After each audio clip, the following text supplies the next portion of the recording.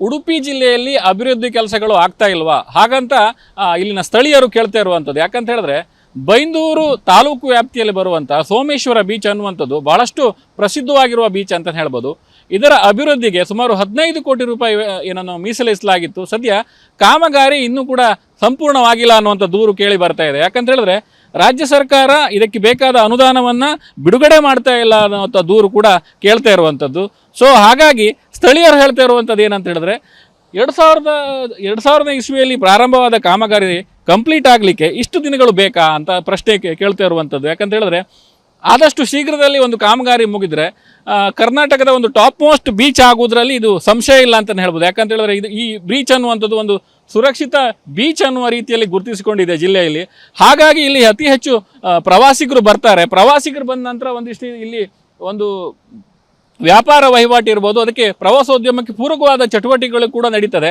ಆ ಚಟುವಟಿಕೆಗಳು ನಡೆದ ನಂತರ ಇಲ್ಲಿನ ಜನರಿಗೆ ಒಂದಿಷ್ಟು ಉದ್ಯೋಗ ಇರ್ಬೋದು, ಒಂದಿಷ್ಟು ಹಣ ಗಳಿಸಲಿಕ್ಕೆ, ಒಂದು ಆದಾಯ ಗಳಿಸಲಿಕ್ಕೆ ಮಾರ್ಗ ಆಗ್ತದೆ ಅನ್ನುವಂಥದ್ದು ಇಲ್ಲಿನ ಸ್ಥಳೀಯರು ಹೇಳ್ತಾ ಇರುವಂಥ ಮಾತು. ಕಳೆದ 2000 ಇಸ್ವಿಯಲ್ಲಿ 2020 ಇಸ್ವಿಯಲ್ಲಿ ಏನು ಹೇಳಿದ್ರು ಅಂತ ಹೇಳಿದ್ರೆ ಈ ಕಾಮಗಾರಿ ಅನ್ನುವಂಥದ್ದು ಕೋವಿಡ್ ಕಾರಣಕ್ಕೆ ತಡೆ ಹಿಡಿಯಲ್ಪಟ್ಟಿದೆ ಅನ್ನುವಂಥ ಮಾತನ್ನು ಹೇಳಿದರು. ಆದರೆ ಕೋವಿಡ್ ಮುಗ್ದಿದೆ. ಕೋವಿಡ್ ಮುಗಿದ್ರೂ ಕೂಡ ಕಾಮಗಾರಿ ಕಂಪ್ಲೀಟ್ ಆಗಿಲ್ಲ ಅನ್ನುವಂಥ ದೂರು ಸ್ಥಳೀಯರು ಹೇಳ್ತಾ ಇರುವಂಥದ್ದು. ಕಾಮಗಾರಿ ಕಂಪ್ಲೀಟ್ ಆದರೆ ಬೀಚ್ ವಾತಾವರಣ ಅನ್ನುವಂಥದ್ದು ಅಥವಾ ಬೀಚ್ ಪರಿಸರ ಅನ್ನುವಂಥದ್ದು ಸ್ವಚ್ಛವಾಗಿ ಕಾಣ್ತದೆ. ಬರುವ ಪ್ರವಾಸಿಗರಿಗೆ ಒಂದು ರೀತಿ ಖುಷಿ ಇರ್ತದೆ.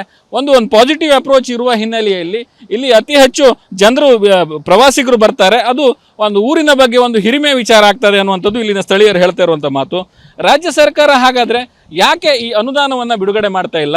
ಈ ಅನುದಾನ ಬಿಡುಗಡೆ ಮಾಡಲಿಕ್ಕೆ ಏನು ಸಮಸ್ಯೆ? CRZ ಸಮಸ್ಯೆಗಳು ಏನೇ ಇರಲಿ ಅದು ತುಂಬ ವರ್ಷದಿಂದ ಅದನ್ನು ಪೆಂಡಿಂಗ್ ಇಟ್ಕೊಂಡು ಕಾಯ್ತಾ ಇರುವಂಥದ್ದು.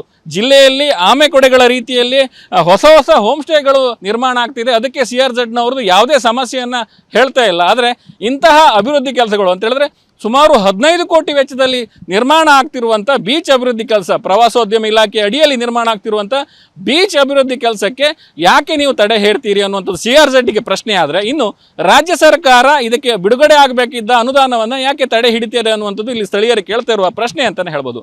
ಉಡುಪಿಯಿಂದ ಅಶ್ವಥಾಚಾರ್ಯ, ವಿಸ್ತಾರ ನ್ಯೂಸ್. ಉಡುಪಿ ಜಿಲ್ಲೆಯಲ್ಲಿ ಅಭಿವೃದ್ಧಿ ಕೆಲಸಗಳು ಆಗ್ತಾ ಇಲ್ವಾ ಹಾಗಂತ ಇಲ್ಲಿನ ಸ್ಥಳೀಯರು ಕೇಳ್ತಾ ಇರುವಂಥದ್ದು. ಯಾಕಂತ ಹೇಳಿದ್ರೆ ಬೈಂದೂರು ತಾಲೂಕು ವ್ಯಾಪ್ತಿಯಲ್ಲಿ ಬರುವಂಥ ಸೋಮೇಶ್ವರ ಬೀಚ್ ಅನ್ನುವಂಥದ್ದು ಬಹಳಷ್ಟು ಪ್ರಸಿದ್ಧವಾಗಿರುವ ಬೀಚ್ ಅಂತ ಹೇಳ್ಬೋದು. ಇದರ ಅಭಿವೃದ್ಧಿಗೆ ಸುಮಾರು 15 ಕೋಟಿ ರೂಪಾಯಿ ಏನನ್ನು ಮೀಸಲಿಸಲಾಗಿತ್ತು. ಸದ್ಯ ಕಾಮಗಾರಿ ಇನ್ನೂ ಕೂಡ ಸಂಪೂರ್ಣವಾಗಿಲ್ಲ ಅನ್ನುವಂಥ ದೂರು ಕೇಳಿ ಬರ್ತಾ ಇದೆ. ಯಾಕಂತ ಹೇಳಿದ್ರೆ ರಾಜ್ಯ ಸರ್ಕಾರ ಇದಕ್ಕೆ ಬೇಕಾದ ಅನುದಾನವನ್ನು ಬಿಡುಗಡೆ ಮಾಡ್ತಾ ಇಲ್ಲ ಅನ್ನುವಂಥ ದೂರು ಕೂಡ ಕೇಳ್ತಾ ಇರುವಂಥದ್ದು. ಸೊ ಹಾಗಾಗಿ ಸ್ಥಳೀಯರು ಹೇಳ್ತಾ ಇರುವಂಥದ್ದು ಏನಂತ ಹೇಳಿದ್ರೆ 2000 ಇಸ್ವಿಯಲ್ಲಿ ಪ್ರಾರಂಭವಾದ ಕಾಮಗಾರಿ ಕಂಪ್ಲೀಟ್ ಆಗಲಿಕ್ಕೆ ಇಷ್ಟು ದಿನಗಳು ಬೇಕಾ ಅಂತ ಪ್ರಶ್ನೆ ಕೇಳ್ತಾ ಇರುವಂಥದ್ದು. ಯಾಕಂತ ಹೇಳಿದ್ರೆ ಆದಷ್ಟು ಶೀಘ್ರದಲ್ಲಿ ಒಂದು ಕಾಮಗಾರಿ ಮುಗಿದ್ರೆ ಕರ್ನಾಟಕದ ಒಂದು ಟಾಪ್ ಮೋಸ್ಟ್ ಬೀಚ್ ಆಗುವುದರಲ್ಲಿ ಇದು ಸಂಶಯ ಇಲ್ಲ ಅಂತಲೇ ಹೇಳ್ಬೋದು. ಯಾಕಂತ ಹೇಳಿದ್ರೆ ಈ ಬೀಚ್ ಅನ್ನುವಂಥದ್ದು ಒಂದು ಸುರಕ್ಷಿತ ಬೀಚ್ ಅನ್ನುವ ರೀತಿಯಲ್ಲಿ ಗುರುತಿಸಿಕೊಂಡಿದೆ ಜಿಲ್ಲೆಯಲ್ಲಿ. ಹಾಗಾಗಿ ಇಲ್ಲಿ ಅತಿ ಹೆಚ್ಚು ಪ್ರವಾಸಿಗರು ಬರ್ತಾರೆ. ಪ್ರವಾಸಿಗರು ಬಂದ ನಂತರ ಒಂದಿಷ್ಟು ಇಲ್ಲಿ ಒಂದು ವ್ಯಾಪಾರ ವಹಿವಾಟು ಇರ್ಬೋದು, ಅದಕ್ಕೆ ಪ್ರವಾಸೋದ್ಯಮಕ್ಕೆ ಪೂರಕವಾದ ಚಟುವಟಿಕೆಗಳು ಕೂಡ ನಡೀತದೆ.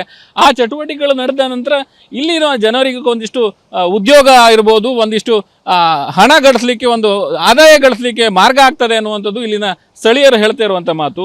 ಕಳೆದ 2000 ಇಸ್ವಿಯಲ್ಲಿ 2020 ಇಸ್ವಿಯಲ್ಲಿ ಏನು ಹೇಳಿದ್ರು ಅಂತ ಹೇಳಿದ್ರೆ ಈ ಕಾಮಗಾರಿ ಅನ್ನುವಂಥದ್ದು ಕೋವಿಡ್ ಕಾರಣಕ್ಕೆ ತಡೆ ಹಿಡಿಯಲ್ಪಟ್ಟಿದೆ ಅನ್ನುವಂಥ ಮಾತನ್ನು ಹೇಳಿದರು.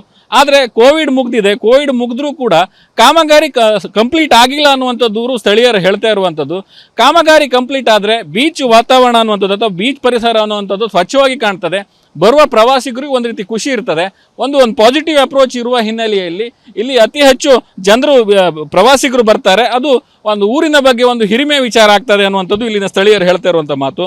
ರಾಜ್ಯ ಸರ್ಕಾರ ಹಾಗಾದರೆ ಯಾಕೆ ಈ ಅನುದಾನವನ್ನು ಬಿಡುಗಡೆ ಮಾಡ್ತಾ ಇಲ್ಲ? ಈ ಅನುದಾನ ಬಿಡುಗಡೆ ಮಾಡಲಿಕ್ಕೆ ಏನು ಸಮಸ್ಯೆ?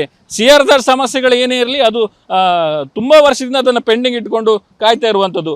ಜಿಲ್ಲೆಯಲ್ಲಿ ಆಮೆಕೊಡೆಗಳ ರೀತಿಯಲ್ಲಿ ಹೊಸ ಹೋಮ್ ಸ್ಟೇಗಳು ನಿರ್ಮಾಣ ಆಗ್ತಿದೆ. ಅದಕ್ಕೆ CRZನವ್ರದ್ದು ಯಾವುದೇ ಸಮಸ್ಯೆಯನ್ನು ಹೇಳ್ತಾ ಇಲ್ಲ. ಆದರೆ ಇಂತಹ ಅಭಿವೃದ್ಧಿ ಕೆಲಸಗಳು ಅಂತ ಹೇಳಿದ್ರೆ ಸುಮಾರು 15 ಕೋಟಿ ವೆಚ್ಚದಲ್ಲಿ ನಿರ್ಮಾಣ ಆಗ್ತಿರುವಂಥ ಬೀಚ್ ಅಭಿವೃದ್ಧಿ ಕೆಲಸ, ಪ್ರವಾಸೋದ್ಯಮ ಇಲಾಖೆ ಅಡಿಯಲ್ಲಿ ನಿರ್ಮಾಣ ಆಗ್ತಿರುವಂಥ ಬೀಚ್ ಅಭಿವೃದ್ಧಿ ಕೆಲಸಕ್ಕೆ ಯಾಕೆ ನೀವು ತಡೆ ಹೇರ್ತೀರಿ ಅನ್ನುವಂಥದ್ದು CRZಗೆ ಪ್ರಶ್ನೆ. ಆದರೆ ಇನ್ನು ರಾಜ್ಯ ಸರ್ಕಾರ ಇದಕ್ಕೆ ಬಿಡುಗಡೆ ಆಗಬೇಕಿದ್ದ ಅನುದಾನವನ್ನು ಯಾಕೆ ತಡೆ ಹಿಡಿತಿದೆ ಅನ್ನುವಂಥದ್ದು ಇಲ್ಲಿ ಸ್ಥಳೀಯರು ಕೇಳ್ತಾ ಇರುವ ಪ್ರಶ್ನೆ ಅಂತಲೇ ಹೇಳ್ಬೋದು. ಉಡುಪಿಯಿಂದ ಅಶ್ವಥಾಚಾರ್ಯ, ವಿಸ್ತಾರ ನ್ಯೂಸ್.